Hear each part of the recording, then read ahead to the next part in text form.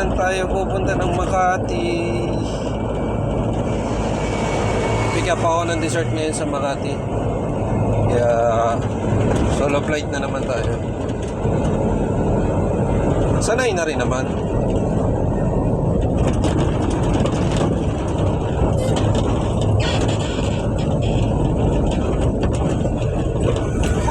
Ang araw nga po pala ngayon ay araw ng linggo, kaya medyo maraming sasakyan. Sa lahat po ng mga namamasyal at nagbabakasyon ngayon sa mga umuwi ng mga probinsya, ingat-ingat po tayo sa biyahe.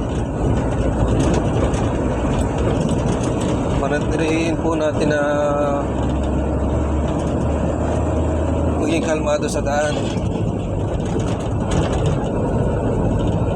Po natin daanin sa mga init ng ulo yung mga sitwasyon na bigla nangyayari. Kasama po yan sa buhay nating mga biyahero, sa mga gumagamit ng kakalsadahan.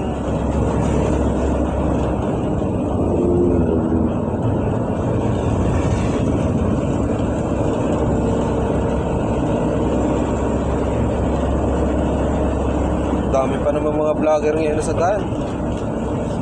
Kahit gusto kong tigilan para makapagpa-picture, hindi ko magawa. Pasensya na kayo kung malikot ng ating kuha ng video. Naka-bodycam lang. Naka-chest holder po kasi lang tayo para hindi laging hawak si camera. Alam naman natin na pag nagmamaneho, iwasan natin may distraction. Uy, English ah. Mamaya na lang po ulit. Focus muna tayo sa driving.